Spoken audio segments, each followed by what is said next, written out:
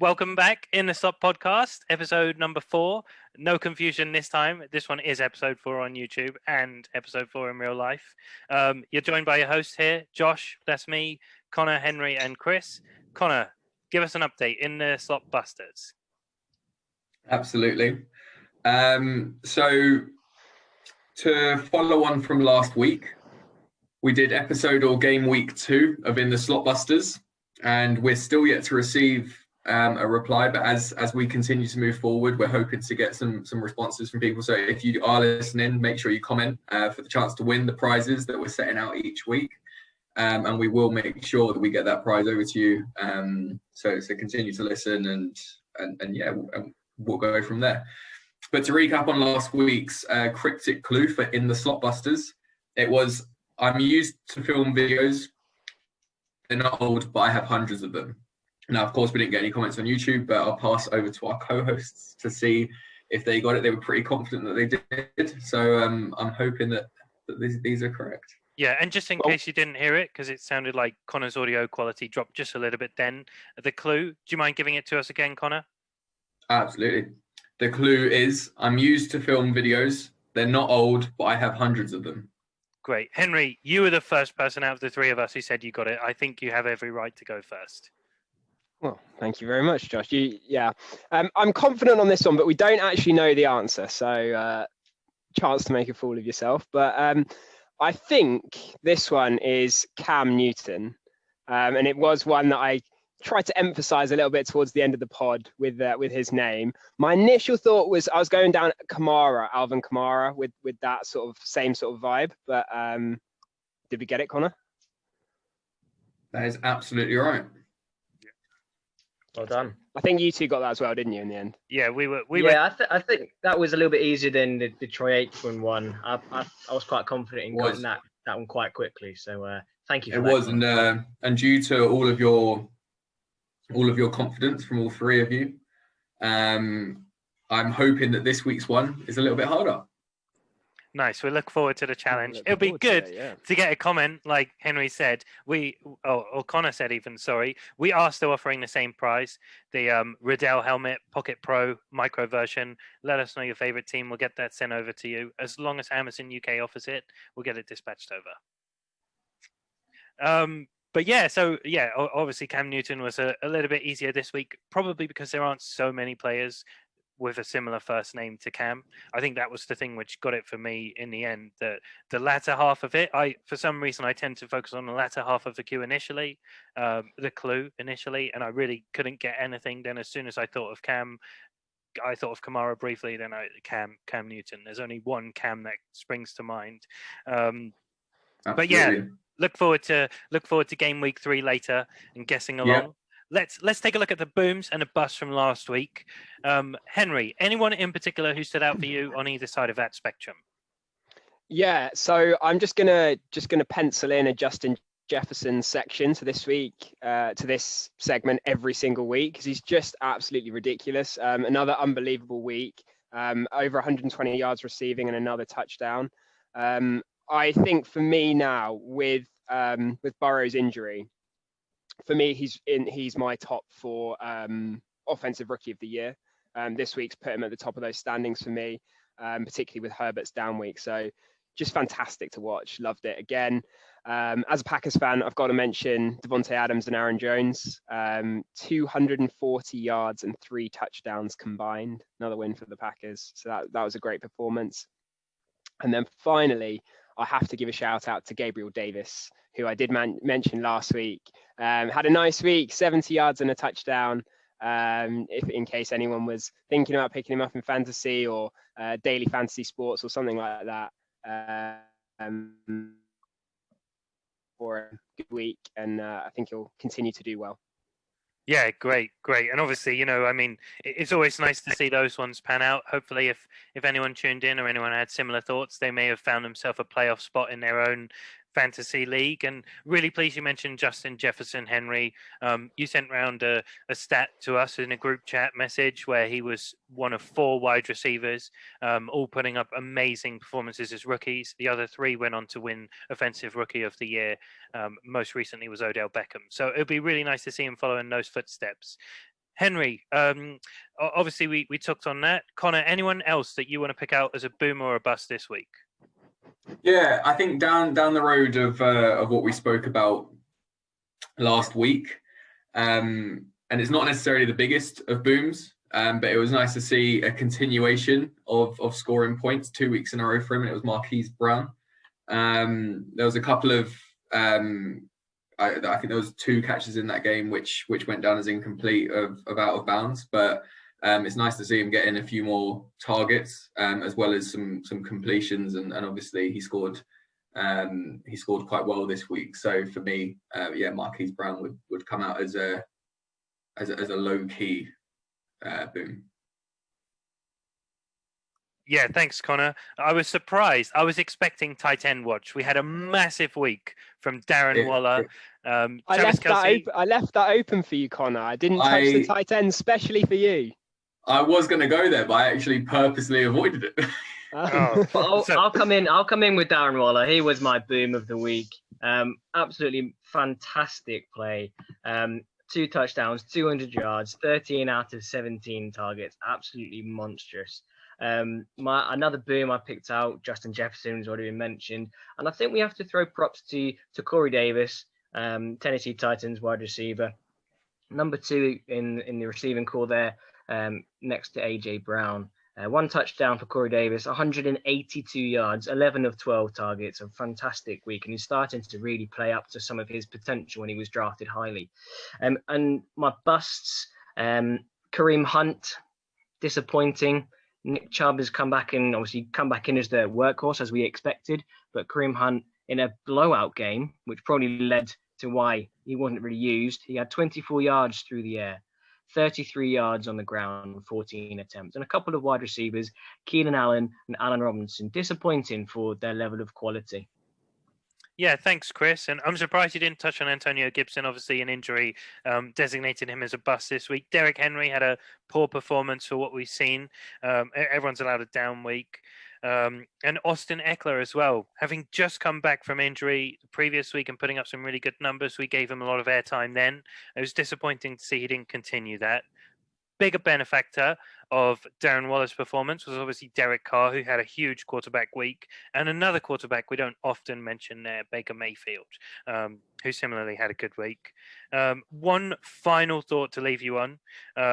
Chris Carson came back from injury, put up some good numbers. Nice to see that from a Seahawks perspective, despite the loss. Connor, take us away. Any more points? Sorry.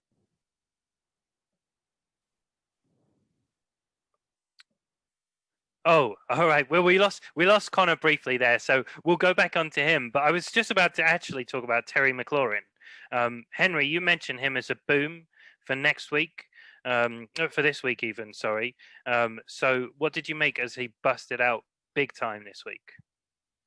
I'm not sure was he my pick for this week going on? Maybe he was. I can't remember that. But yeah, I think. There's no doubting the talent of McLaurin.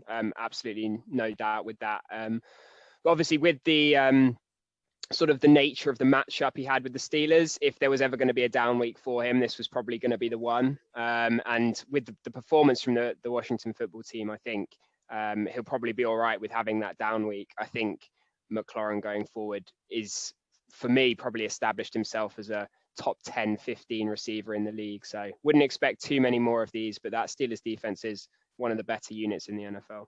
Yeah, absolutely. Yeah, good point there about the Steelers defense. Didn't factor that in initially. Connor, you're back with us. Sorry, you were about to say something.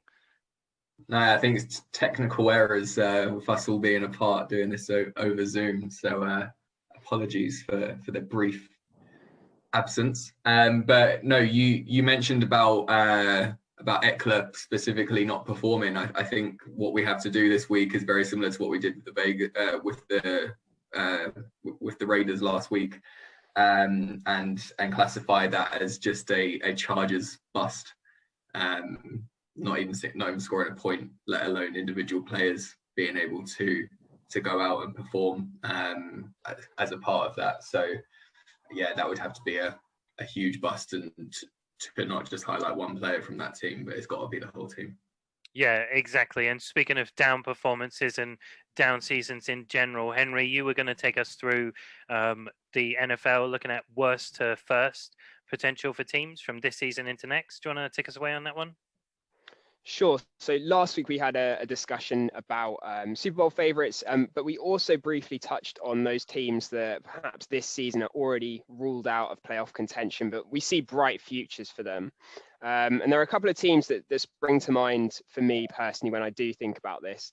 And when I asked the sort of the pod to think about this, we were looking for teams who we thought could win their divisions, essentially go from the bottom of their division to winning them, or from not making the playoffs to making the playoffs. That's the criteria for this. So we've all had to think about this week, and I think we've got some agreement on it, but we've definitely got some differing opinions on some of the teams. So let's just throw it open.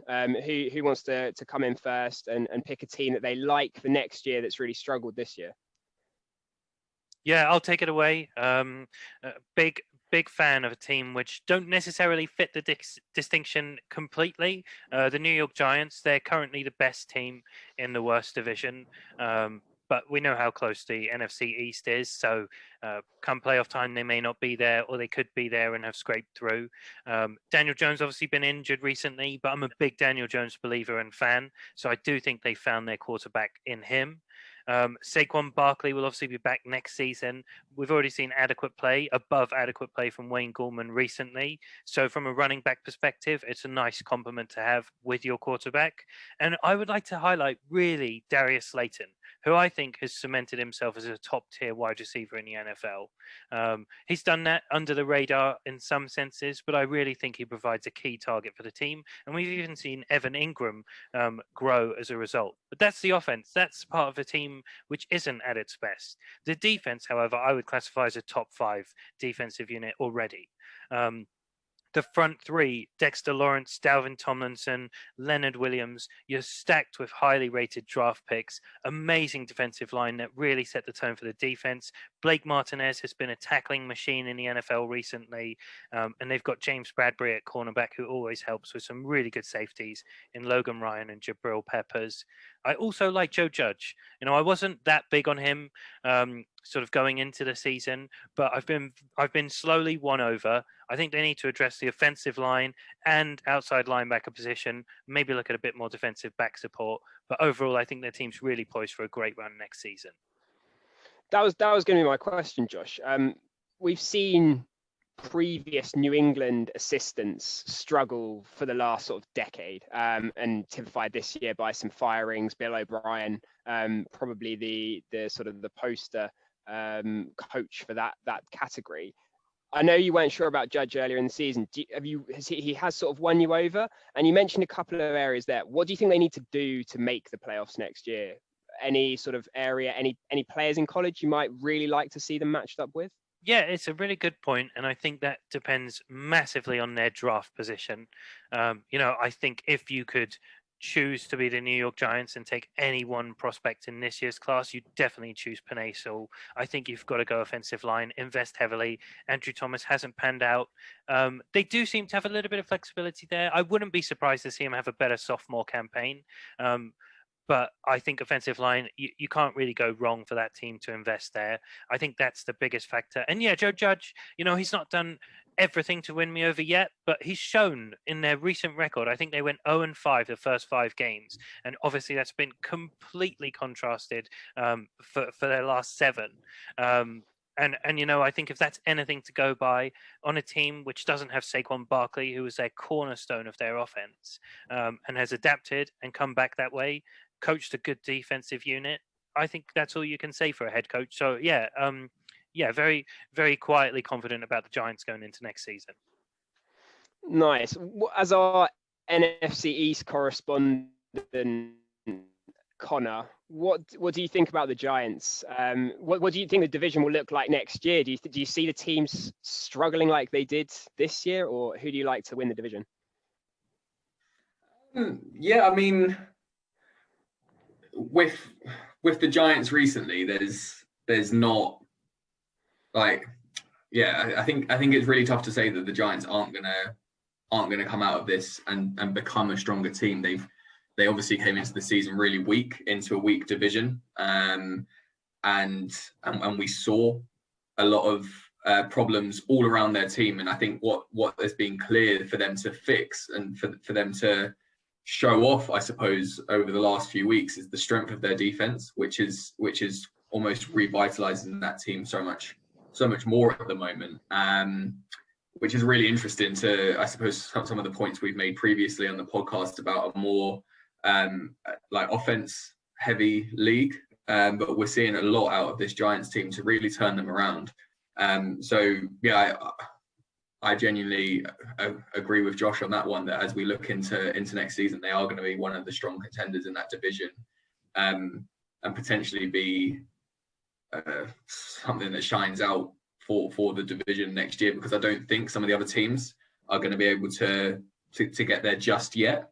I think the Eagles have got a long way to go, and we're starting to see that transition at the moment. The Redskins, I suppose, as we're seeing, are starting to look better. And then we've also got the Cowboys, which I definitely think, and it pains me to say about the Giants for sure, but I think the Cowboys have probably one of the longest ways to go. There's a lot of challenges that are coming with that team. Yeah, I'll just come in and correct you there. It's the Washington football team. Like, remember they changed their name. Apologies. That was it's okay. It's okay. It happens to the best of us. But I've been really impressed with Washington this season. Everyone was kind of down on them coming into the league. They've obviously had their QB troubles, and have moved away and have changed quarterback, and now they're essentially their third string, Alex Smith, which is strange to say if you think a few years back. But you touched on Terry McLaurin. I've already expressed I'm a massive fan of his, and Antonio Gibson. But I think in order to improve, and next season, I think along with the Giants, I think they have a really good shot of being the best in the division. But I think they need another wide receiver piece. Cam Sims had a good show up against the Steelers this week, unfortunately for me. But I think depending on where they finish this year, I'm not sure they'll be low enough to pick one of the top tier quarterbacks. That's exactly sort of my thinking on this division, Chris. And I think it's very fitting that we start in the NFC East when talking about the worst teams that could potentially be better next year. If I'm picking a team from this division with a brighter outlook for next year, it's definitely Washington for me as well. I think Ron Rivera's got a proven track record in the NFL of winning. And I think, as you mentioned there, McLaurin, along with that defensive front of Chase Young, Montez Sweat, they've got Josh Allen, and Deron Payne as well. So really nice looking front there. I really do like Washington going forward as probably the lone bright spot in that division for me at the moment. Yeah, Josh, how aggressive? Yeah, absolutely, Henry. How aggressively are you and Chris pursuing a quarterback in this draft? Let's take Justin Fields and Trevor Lawrence off a table. They're going 1 and 2. There's no way the Jets and the Jags trade out of those picks. You've got Trey Lance and Zach Wilson, currently first-round quarterbacks. Which one are you going for, and how much are you giving up to get him, Henry? Yeah, for me, I'm doing everything I can to get Trey Lance. Multiple first-round picks, that's fine with me. I think that's how Washington's going to have success for the next 5 to 10 years. So if you've got a chance of getting Trey Lance, then I would do everything I can to do that. I would keep Alex Smith. I'd keep Alex Smith. Let them have a battle in camp. Keep Smith as a backup if necessary, or start him while the rookie sits. But for me, that's the key. Like Chris, I'd really like another receiver. So if that is out of the question, that's where I'd go as well. So with that, I suppose, like, what do you think? Taking that's a big if as to then what that team can go off to produce, and saying that they're going to be a bright spark coming into the new season next year. Say they don't get that position where they get the quarterback that they would ideally want, or they get a quarterback that comes into the system and doesn't work, or later down the draft order. What would you think about them then? So I think my point about that is, I think one, Lance is quite a nice fit with Ron Rivera, who's had huge success with Cam Newton. That sort of like ultra mobile athletic quarterback, but with a seriously sort of big build. Secondly, I think the most important thing in the league is having elite quarterback play. So if you've got a chance to improve your quarterback play, even by like 5 or 10%, that's going to improve your team as a whole much more than getting 3, 4, 5 defensive players. That's the nature of the league. I think to your point, Connor, is if you take this big swing at a quarterback, trade a lot of stuff, trade a lot of picks, assets for it, and miss, people tend to lose their jobs, head coaches and GMs. So I think that's the risk, that's the battle that people play in that game. I think with Washington, they've got sort of an infrastructure to succeed for quite a while. So I'd hope that one miss wouldn't define them. But what do you think, Chris? You agree with me on that, or what are you doing in the draft as GM? I would definitely be targeting a quarterback. They've obviously not liked what they've seen from Dwayne Haskins. They brought in Kyle Allen, as a replacement, and had to unfortunately move through injury to Alex Smith. They have to get a consistent level. Like you said, that 5-10% can be the difference between making the playoffs, not making the playoffs, having a run in the playoffs and not. So I definitely think that's where I would be going. We already talked up their defensive line. So why not trade some of those picks for a shot at one of those top tier players? Yeah, agreed. Connor, who else do you like? Let's move away from the NFC East. I think that's enough time spent on the West Division in football. Maybe let's move over to a different division. Is there anyone else that you quite like the look of, or Josh, anyone you particularly wanted to have a look at? Yeah, so for me, there's probably 3 that I kind of murmur about. One benefits from, or not necessarily benefits, but is in one of the stronger divisions, going to the polar opposite of the NFC East. That's the 49ers, who are sat at bottom of the division, but probably have got one of the best head coaches in the league in Kyle Shanahan. You're always going to have a good run game with him. Jimmy Garoppolo will obviously be back. Not that raises play to such a great extent, but he is a starting caliber quarterback in the league right now. They got young wide receivers, Deebo Samuel, Brandon Ayuk, so there's always possibility there.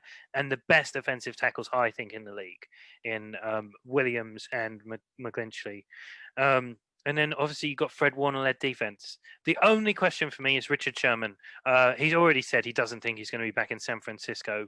How do you replace that on the team and keep going? That's my biggest question about the 49ers for next year. Yeah, love that analysis, Josh. Yeah, big fan of the 49ers myself as well. And that starts with the coaching. Yeah, I completely agree there.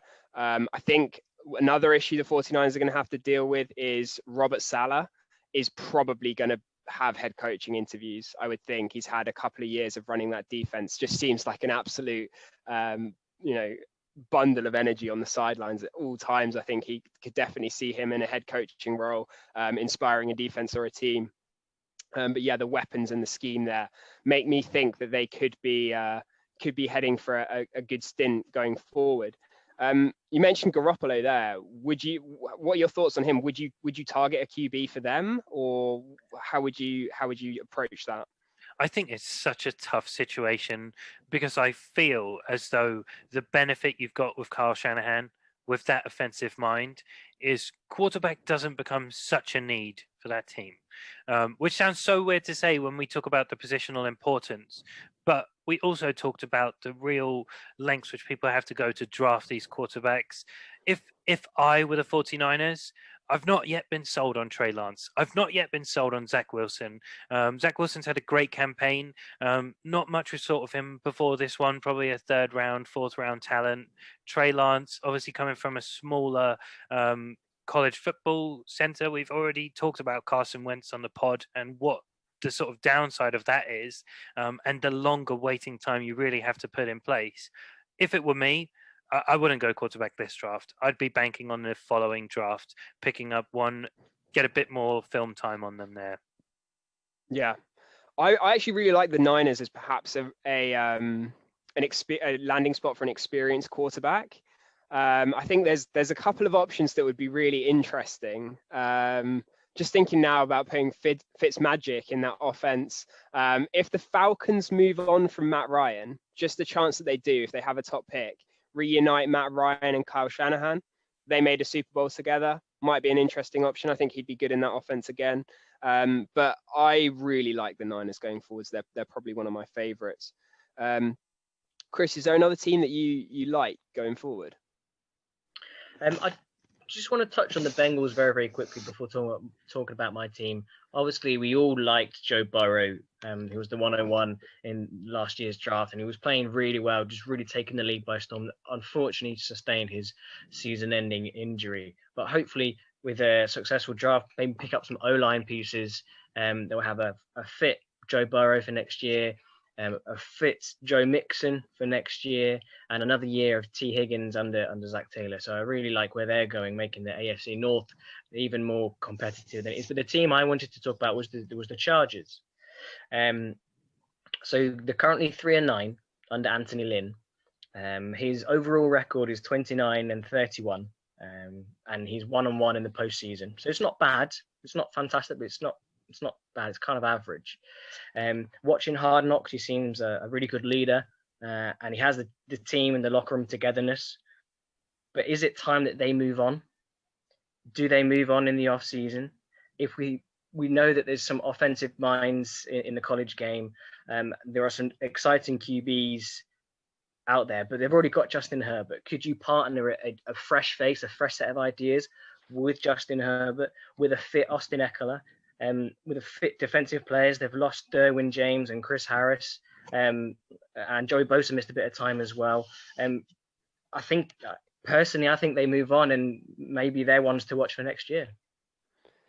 Fully agree. Yeah, for me, I think the Chargers need a head coaching change. I think it will happen at the end of the season, and I would love to see a young offensive mind in the Chargers. I think they've underperformed massively this year. And I think they'll have a lot of options. I think it's an attractive spot. And you've mentioned some star players there, Chris. I really like them as well. Josh, what do you think? Yeah. Chargers have got to be there, and there's a lot of question marks, and they're in a different stage to where we're talking about a lot of the other teams. And let's go one stage backwards. Let me pose a question to you guys. We know Jets and Jags are almost certainly going to be picking 1 and 2. Justin Fields, Trevor Lawrence. I imagine Trevor Lawrence goes to the Jets. Justin Fields goes to the Jags. Henry, for you, which of those two teams do you think has got the biggest potential to really put a playoff push in place next season based on those quarterbacks being on the teams? Absolutely neither is my honest answer there, Josh. I think we saw this week that there is no way the Jets are giving up this top pick. We can talk about that maybe another time, but some interesting circumstances towards the end of that game, sending a 7-man blitz, no safety help over the top for a dude who's one of the fastest receivers in the league, running a 4.27. So they're not giving up that top pick. Trevor Lawrence is going there. I fully agree. Fields is going too. I think these teams are probably 4 years away from ever having a playoff push. I think the Marrone, for a team who has one win, they play hard. Marrone has them organized. They do play hard, and I think perhaps he'll keep his job next year. I know they just fired the GM, but I could see another year with Marrone. And I think the Jags are much more talented on offense in particular. You know, James Robinson this year, and DJ Chark, Keenan, Cole, and a few other nice receivers there. So Jags are considerably ahead of the Jets for me, but neither close. What do you think, Chris? Yeah, I would just echo your thoughts. I think Adam Gase, we've touched on in previous pods, how he still has a job is beyond me. Obviously, he didn't get fired. He seemed oblivious to the play call. There's a bit of me that is suspicious of that if we're thinking about tanking for the number 1 spot. They're fully rolling in the tank, aren't they, Chris? Inexplicable. Jags over Jets for me. Yeah. And Connor, interesting to get your thoughts on this one. You classified the Bengals in a few episodes ago. It probably hasn't made it to YouTube. But you classified them historically as a group of thugs. Do you think this new Jags team is a group of thugs? I mean, on defense, it feels like they get an ejection every week. And the other thing which classified that thug Bengals team was that they were eternally on the playoffs, losing the first round. Do you think that's the new look Jags that we can expect after next year's draft?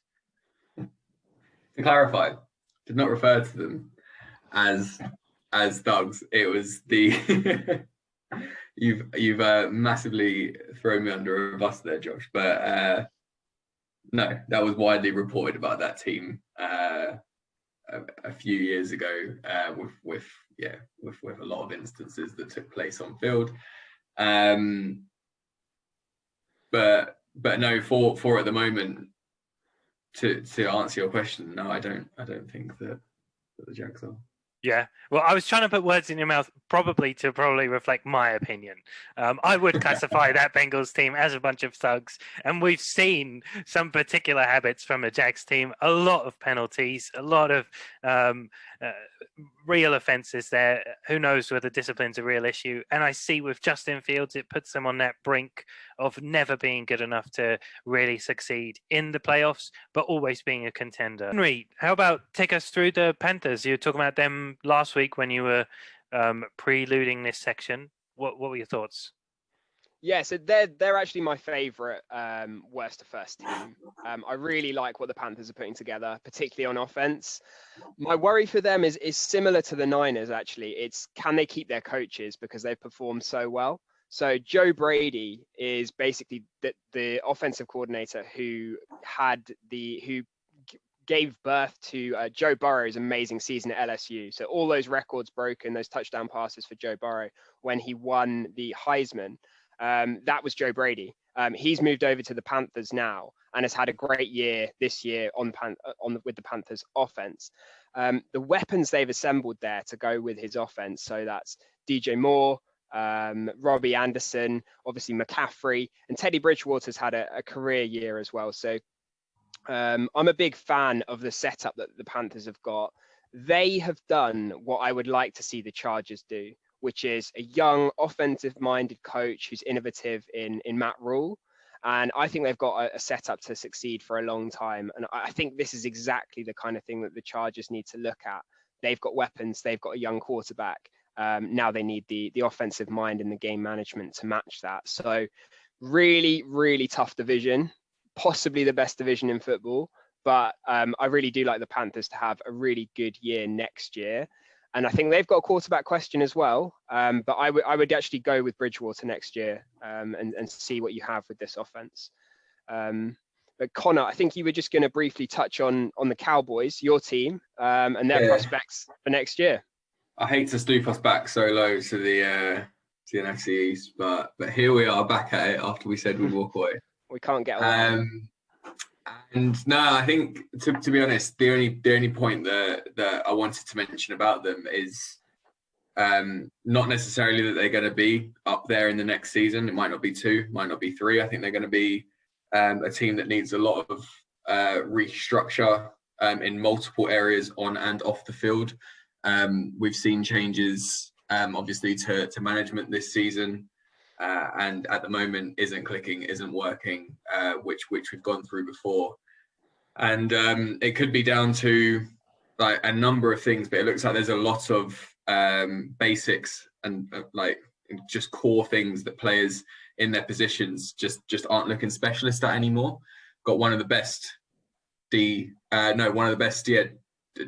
defensive linemen in the league not performing. We had great linebackers as well who were supposed to be there, again not performing and doing a lot of the basics wrong in a lot of areas.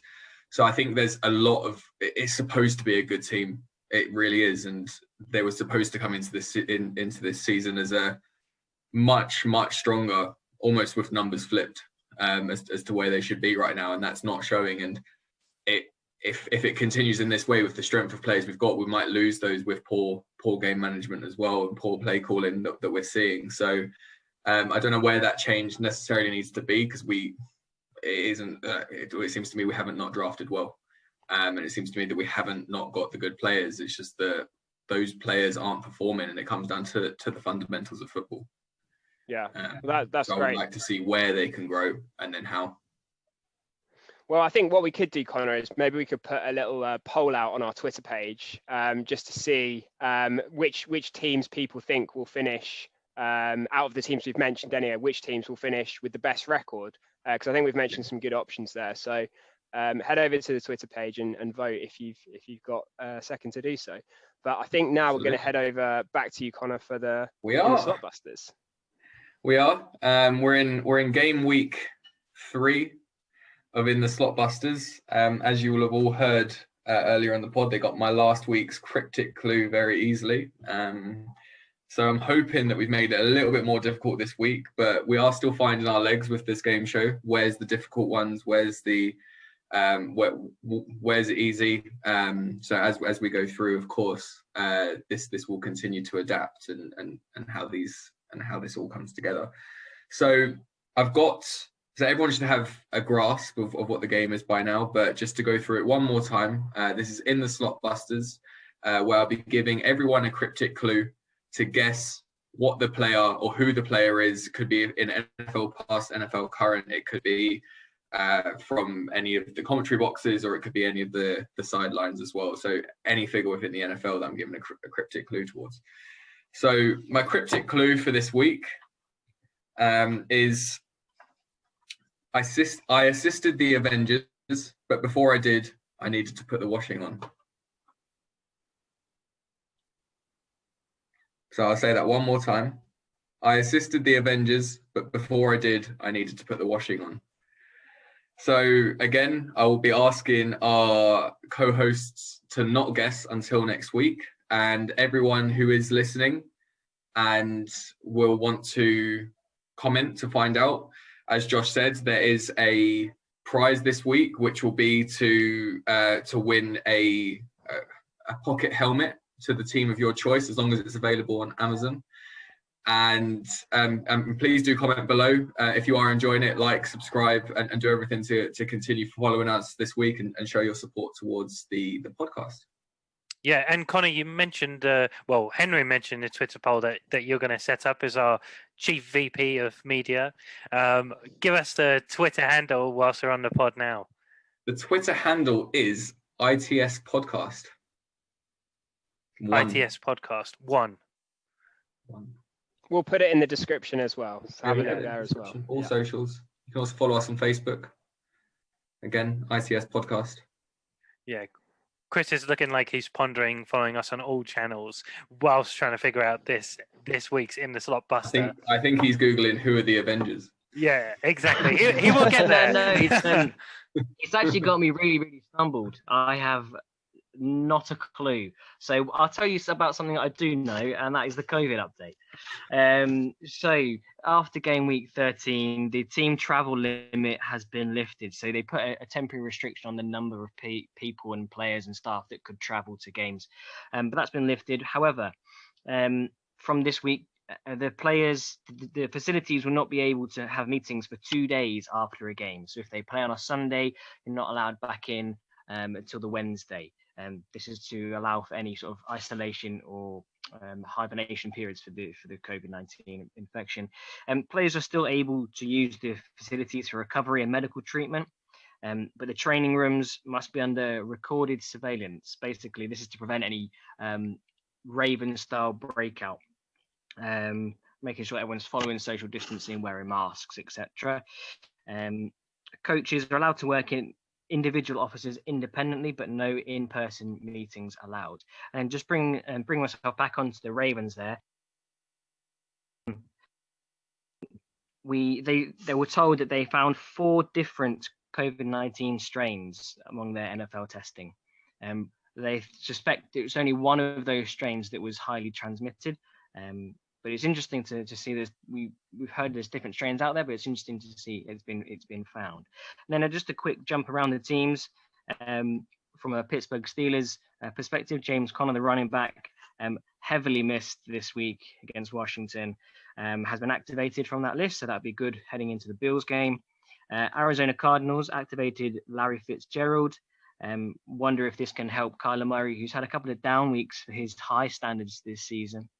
And then lastly, COVID Panthers, oh dear, the Carolina Panthers. They've had to place a few players, I think 5-6 players on the COVID IR after DJ Moore tested positive, and a few close contacts, including Curtis Daniel. Yeah. Thanks, Chris. Larry Fitzgerald, obviously one of the more older, vulnerable players in the league. So good to hear he's made a swift recovery. Last week we spoke about Carson Wentz and Jalen Hurts. What was going to happen there? We saw it unfold. Henry, what happened, and did we get it right? Yeah, we nailed it. I think absolutely nailed it. I think we called it last week, didn't we? I think there were at least I think the majority of our sentiment towards it was it's time for Jalen Hurts, and now we've got that. And I think there are a few different reasons that we looked at that. One of which was it gives them the best chance, from my perspective, it gives them the best chance to make the playoffs, but also crucial going forward towards the draft to know as much information as you can about Hurts. So you've got a better evaluation for when you're evaluating prospects from college as well. Now, I saw a tweet this week from PFF that said Jalen Hurts is the best quarterback in the NFC East. I'm going to come to everyone but Josh because I know Josh's answer. We'll come to Josh last. Chris, is that true? Well, he seems to be playing better than Carson Wentz in the limited action he's had.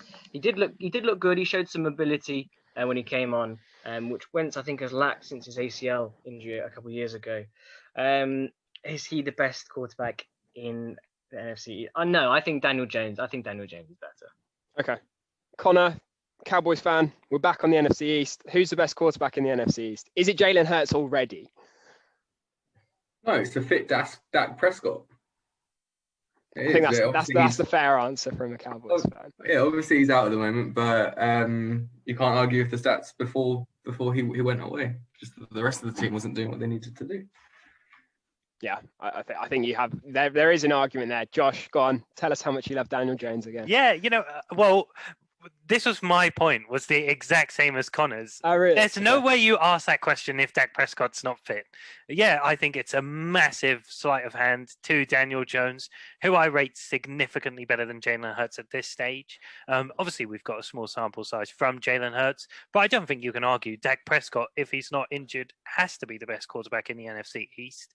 But I would say he's probably one of the most selfish, and I wouldn't be surprised if that, came down in the next few years and he wasn't the quarterback that he's been this season prior to the injury.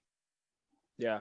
Well, I guess that one of the issues as well is how long is that going to be in the NFC East with this injury now and no long-term contract? But yeah, I think that they're fair points. I think that question I was mainly asked to get some Daniel Jones lovers frustrated, but yeah, I mean, it's great to see. I'm looking forward to seeing more of Hurts. I think I might have said on the pod before, I was actually hoping the Packers got Hurts in the second round, and we got a receiver in the first round, but no, that doesn't seem to happen. But yeah, I'm looking forward to seeing him play more. I think he's really, really talented. And it is like with all things aside with it as well, it is such a shame to see this with Wentz as well, because we all saw that season a few years back where he was just unbelievable, and he deserved the contract he got as a result of it.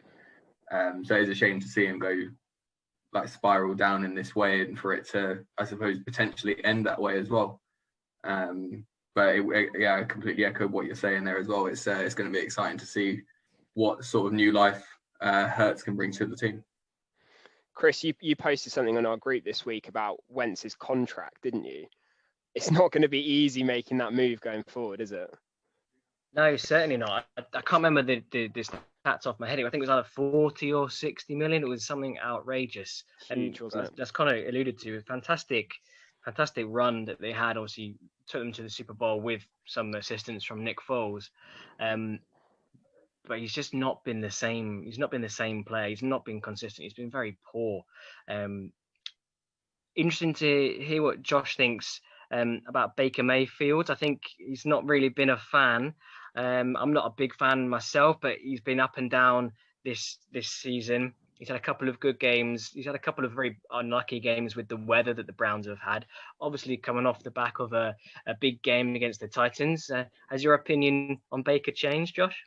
Not at all. I am not a fan of Baker Mayfield, and I would say he's probably one of the worst positions you could have for a quarterback in the NFL. You're in a constant limbo of is he capable as a starter? Is he capable to lift you to a playoff, or do you need to draft a replacement?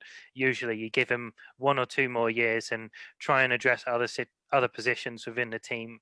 I just think somehow he manages to fumble his way to an average record. I view him very much as Johnny Manziel if Johnny Manziel won to start with his career. And the only thing which I would say is a very, very positive from this week.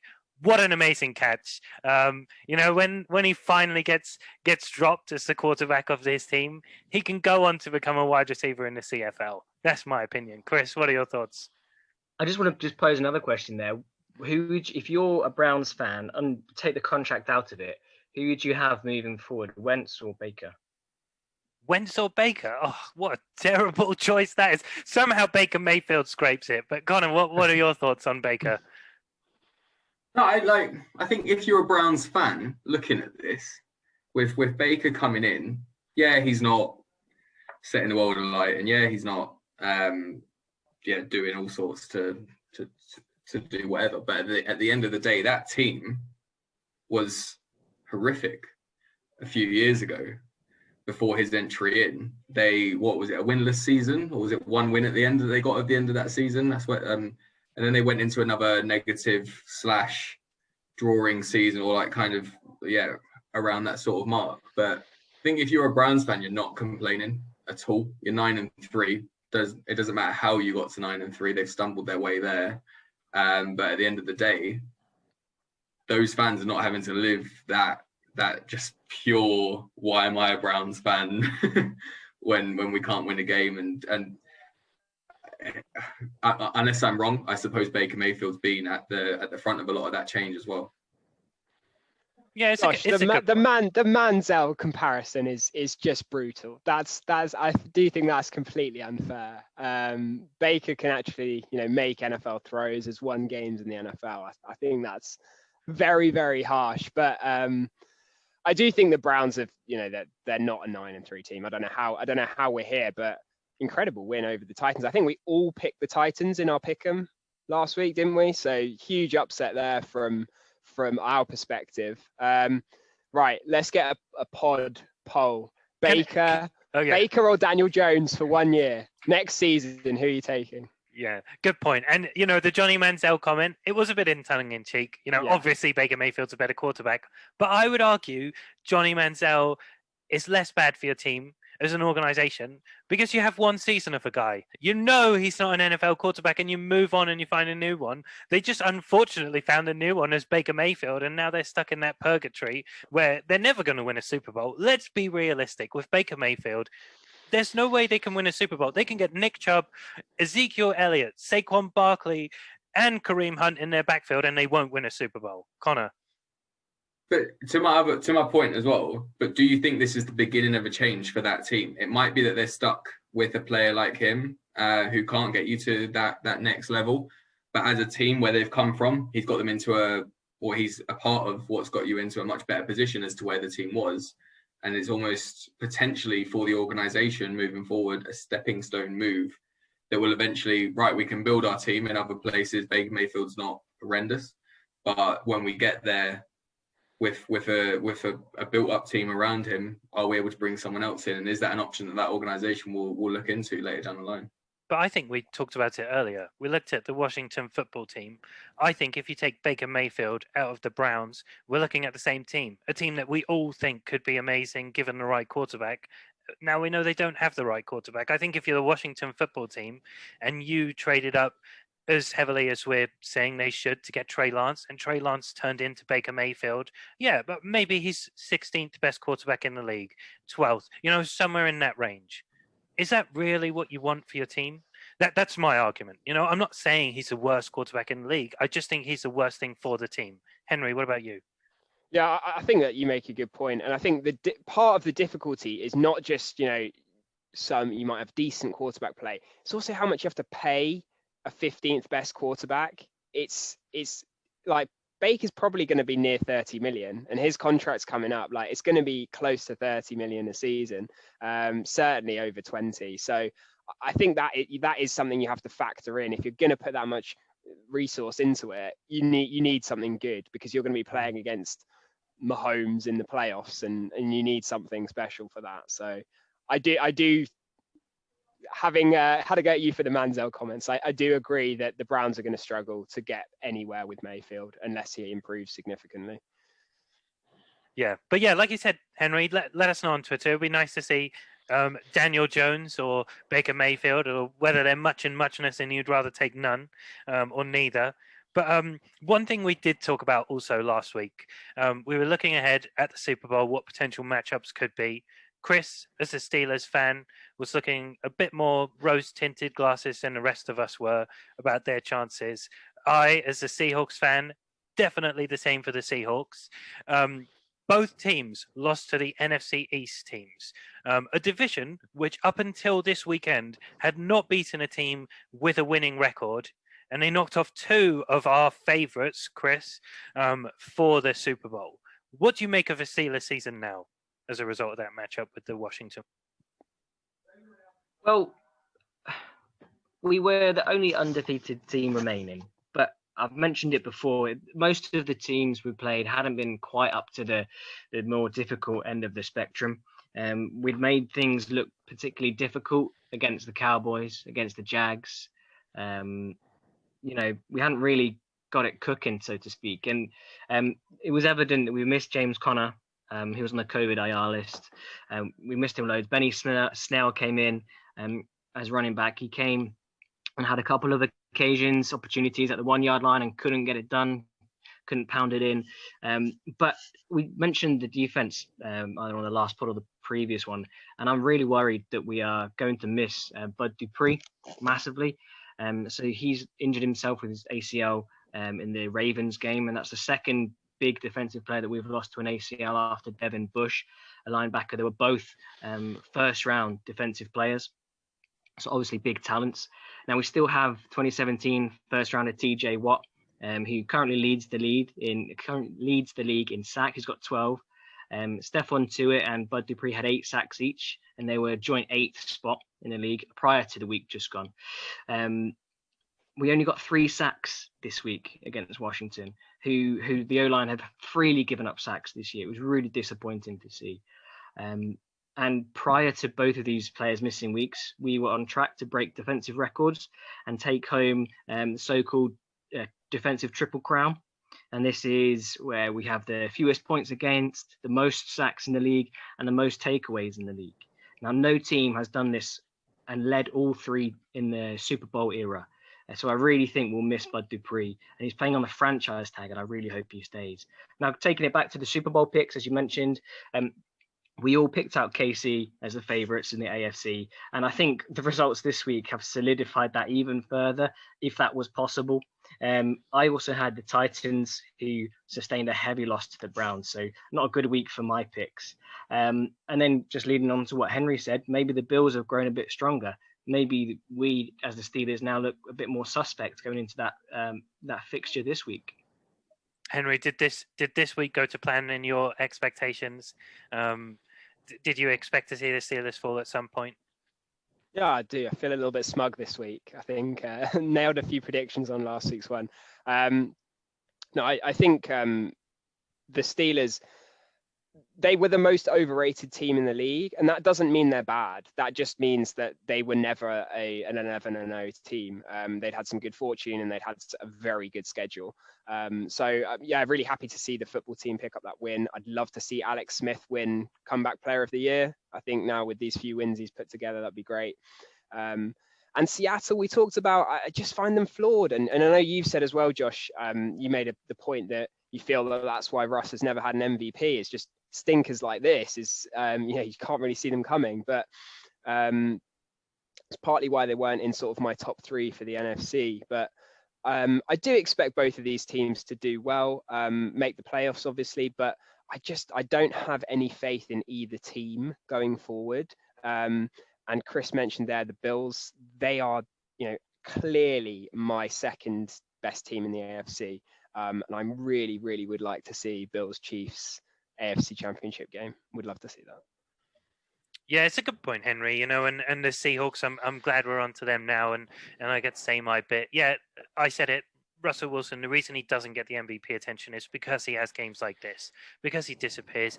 Typically, it's when he's under a lot of pressure as a quarterback. He really seems to go into his shell if he can't escape out or do anything with it. Defensively, the Giants were so well schemed, and that's part of the reason why I rated Joe Judge so highly when we were talking about him. The one thing which I would say about the Seahawks is they always bounce back. They always suffer a loss somewhere in the season to a team that has no right to beat them. And this feels just like that game. The other thing is, from a coaching perspective, they teach them the fundamentals. They teach them the basic. Execution comes at that level. Players are given significant responsibility in all Seahawks aspects. And we saw it at several times. I watched the whole game. I'm a Seahawks fan, so I do. The second to last play, they ran a move on the defensive line where they did a mini pick play.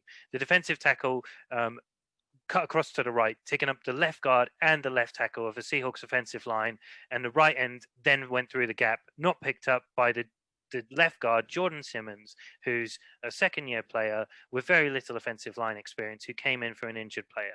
That wasn't picked up because he hadn't been taught that specific play. It was evident, you saw it, and that's the type of play which they learn from as players. And I always see this throughout the Seahawks seasons as they go along. There are all these small micro plays which just need that one thing to change slightly.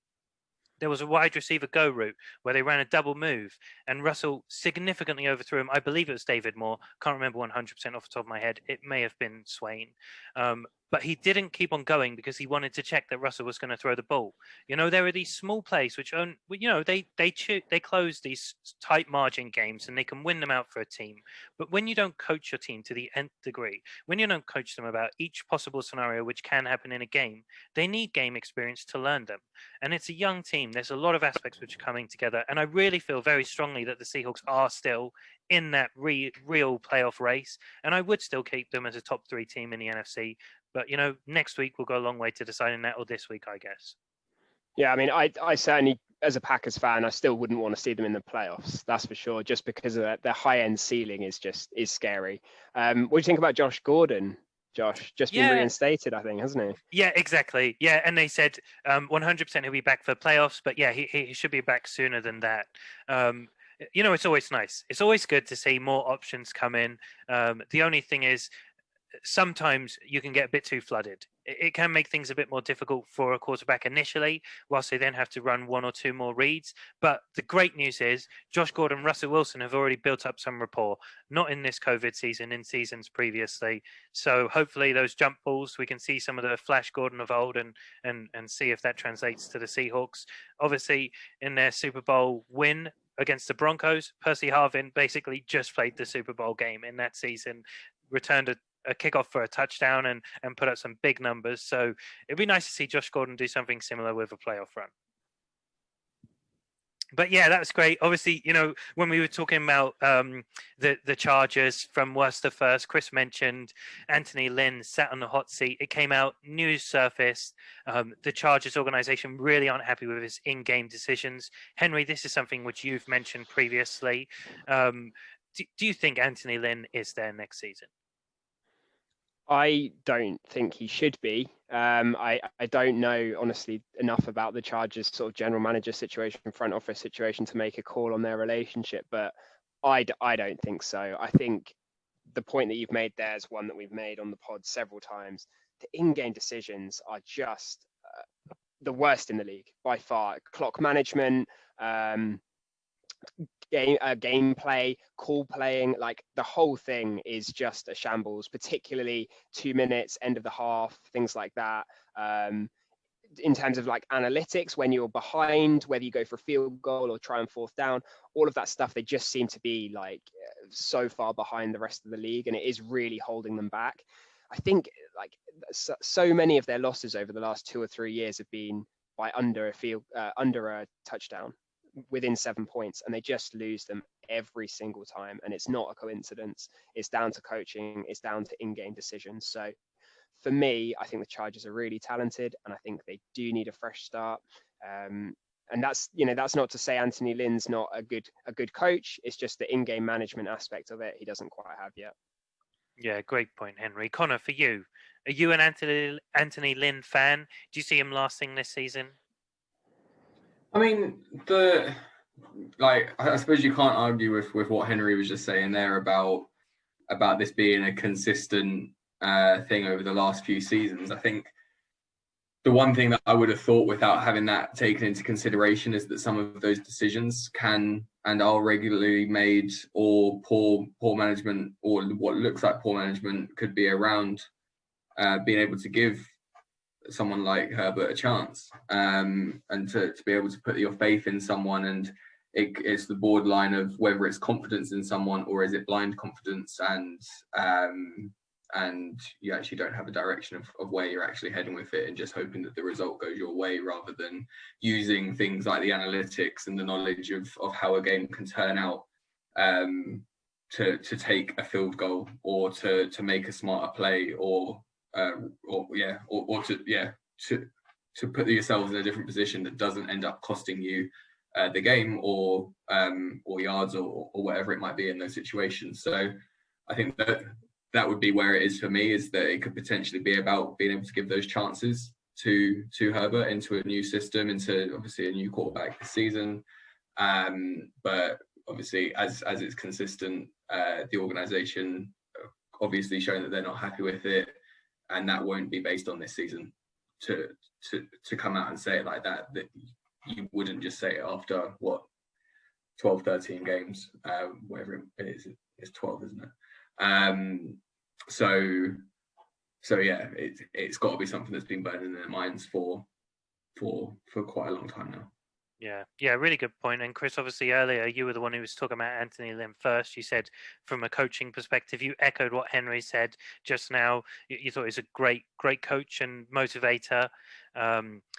Obviously Connor's almost categorized him, not putting words in your mouth, Connor, but as essentially a gambler. This season it's not paid off. Do you think in that sense, by moving on from Anthony Lynn, you take some of the burden away from Herbert of the responsibility and give him the benefit of a sophomore season unburdened? I think it's difficult to call Anthony Lynn a burden. I'm not sure if that's quite what you were meaning there, but as a man, as a coach, he seems a really genuine, really nice guy. And like I said, on Hard Knocks, it's been really good to watch them this year. I just think they've got so much more potential. And like Henry said, the play calling, it's just not been good enough. So I think it'll be a shame to see him go. But if the Chargers want to progress as a franchise, as an organization, I think they need a fresh set of eyes. Yeah, it seems like we've all got very similar opinions that Anthony Lynn definitely has a future in the NFL. Maybe he comes back around for a second swing at a head coaching job. That's worked out for people previously. Pete Carroll, obviously, to name one. From the burden perspective, I think for me, that's the biggest thing which I'm thinking of as an organization. I feel if Anthony Lynn is still in place, then some of the responsibility lies with Justin Herbert. If you remove Anthony Lynn, you can almost wipe his slate clean. You can almost say the reason you didn't have a great first season for wins is because Anthony Lynn was calling and making these bad plays along the way. Now we've taken those shackles away. We'll give you a different person, fresh, clean slate. Maybe he goes on and performs from there. So it'll be really interesting to see what happens. Let's just really quickly take a look. Anyone got any running backs, wide receivers for next week that stand out to them for fantasy playoff first week? Henry, anyone who stands out to you? Yeah, I'm going to go for a bit of a podcast legend, which is T. Higgins, which perhaps we can explain the story behind that one sometime. But yeah, nice matchup against the Cowboys this week. He's had a great rookie season, been a little bit overshadowed by some of the stars in the wide receiver rookie class, like Justin Jefferson that we've already talked about. But really like his matchup this week. I've got another receiver who I really like as well, which is Robbie Anderson this week. He's had a great season freed of Adam Gase for the Panthers. The Broncos have just had another defensive player suspended for PED suspension. So I think that'll open up that defense even more. So I really like both of those receivers this week. Yeah, great, Chris. It was visible, the disappointment that T. Higgins was stolen from you. Yeah, he was the one I chose. He was the one I wrote down. T. Higgins on, I think, against unfortunately for Connor, against the Cowboys, should be set for a big week, regardless of who the quarterback is. My other suggestion for wide receiver to watch this week was Corey Davis. I'm going to ride that train. He's got Jacksonville Jaguars. He had a monster week the week just gone. He's really starting to play well this season. He's really showing some consistency to his game with Tannehill throwing him the ball. So Corey Davis is my wide receiver there. And then my running back to watch, I've got two actually.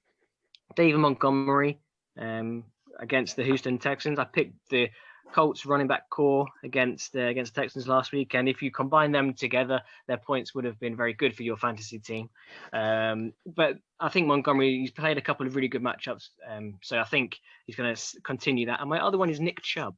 I'm not sure whether you could class that as one to watch, but obviously part of a two-headed timeshare where he's the lead with Kareem Hunt.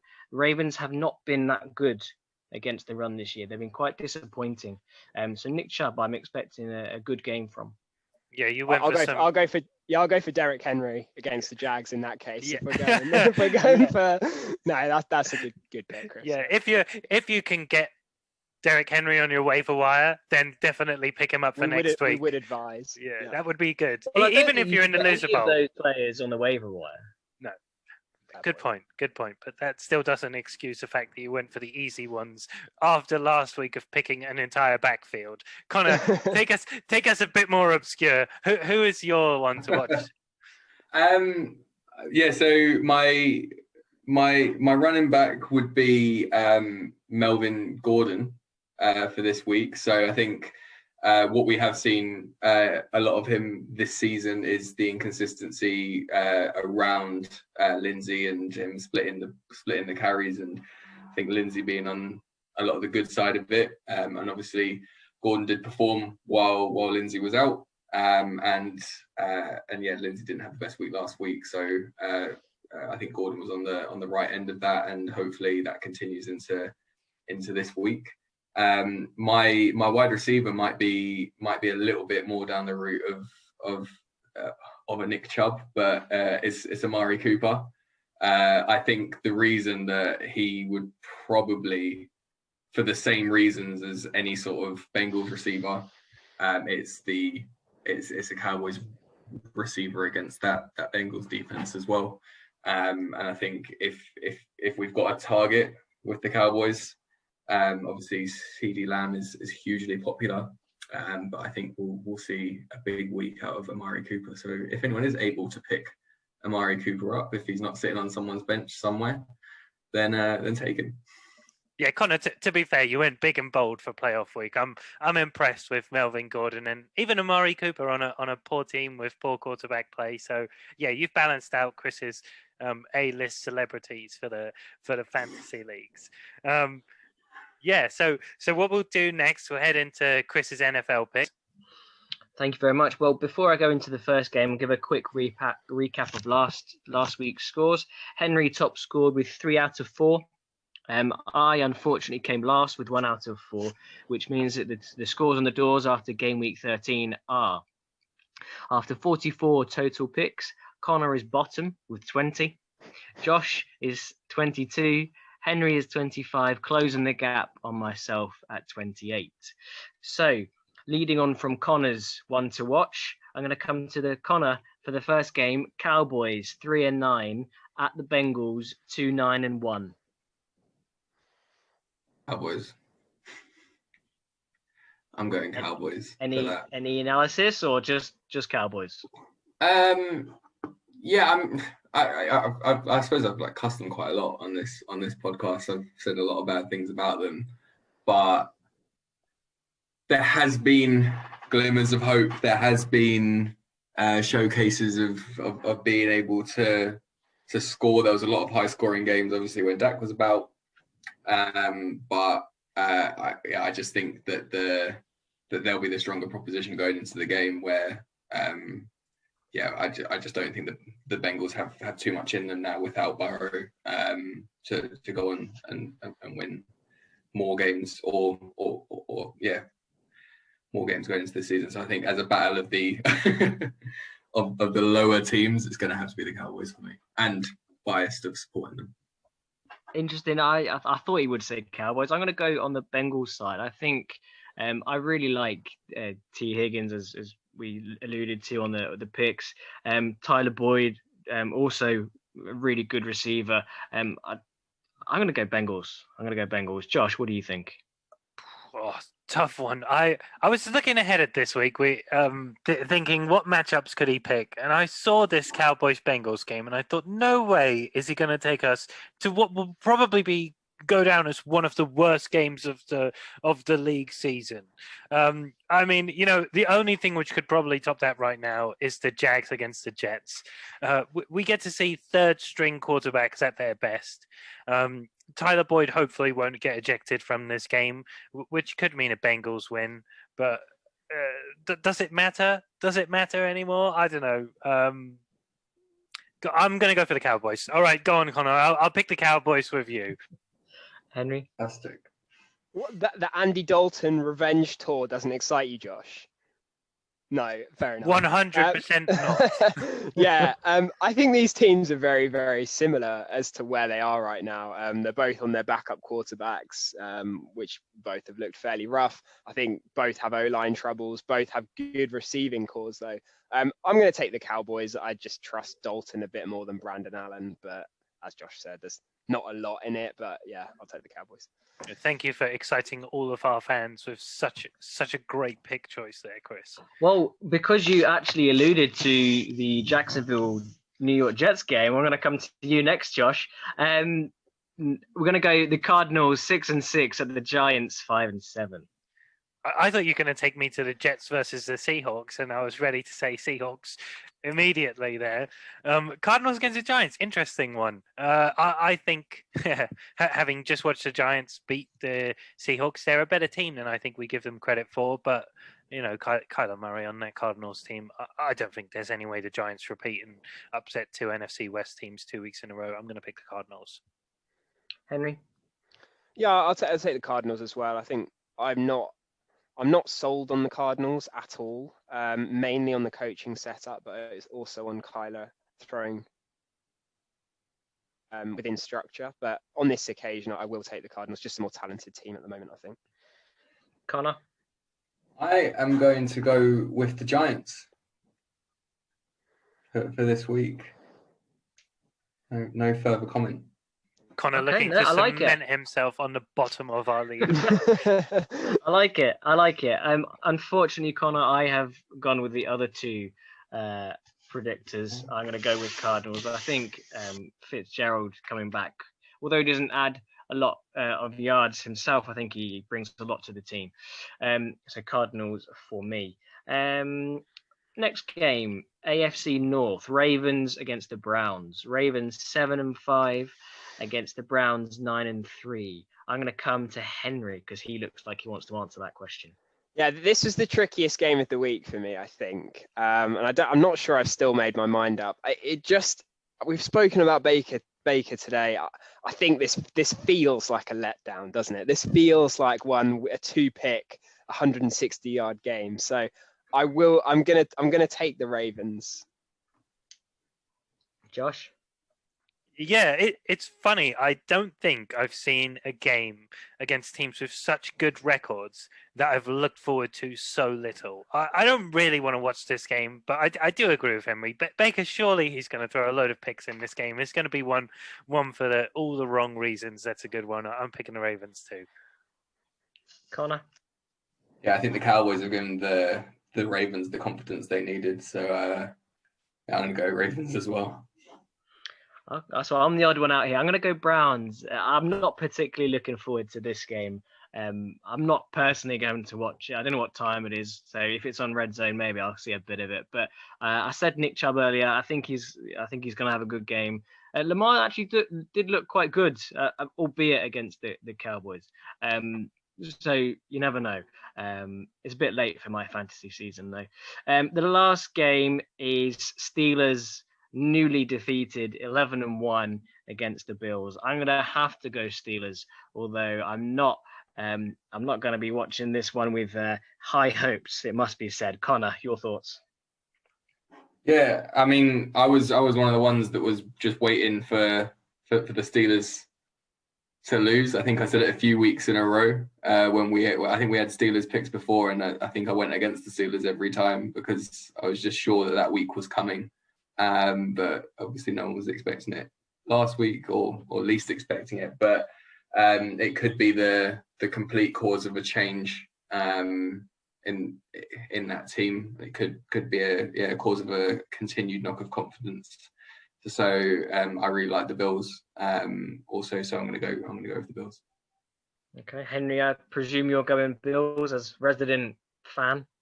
I'm not sure how that's happened, but somehow I now believe in Josh Allen massively, which, you know, he's done everything right to back up that faith, including destroying the Niners defense last week. So absolutely sign me up for another week of Josh Allen. Josh? Yeah, I'm going along with Connor and Henry on this one. I think we're in the middle of a Big Ben mid-season meltdown. So I expect at least one more loss on the table for this week. Probably one more the following week even. Well, that's fantastic confidence. It's something that I definitely share. But that's the end of the picks for this week. Great. Yeah, thanks, Chris. Obviously, the one thing that we like to do at the end of the show is go to the In the Slot Busters for Connor. He can also then give you all of our social media handles and everything like that, which will be in the description. Connor, remind us of the In the Slot Busters clue. Absolutely. So for those of you who have got this far, I'm going to be repeating the In the Slot Busters cryptic clue. And if you do have a guess, do comment in our YouTube comments. So yeah, we'll just go straight into what the clue was. So I assisted the Avengers, but before I did, I needed to put the washing on. So just so everyone is aware, if this is a tough one, we've had a lot of confused thinking faces from the three other co-hosts. So I'm hoping this one does take a little bit more time for people to work out as we move forward. But do like and subscribe us on our YouTube channel. Follow us on Twitter, which is In the Slot, or you can also find us through ITS Podcast. And that's the same for Facebook, ITS Podcast, or In the Slot Podcast, and you will be able to find the channel. So make sure to follow us and show that support for us moving forward. Yeah, and definitely remember to comment down. We're going to put up some polls this week, so keep an eye on those on Twitter. You know, you do still have a chance to win a Riddell free helmet, a Mini Pocket Pro for your NFL team, as long as it is on the Amazon UK store, which I believe there are about 20 teams covered there. So you definitely can win one of those, but it'd just be nice to get some support for the channel. Thanks for tuning in once again.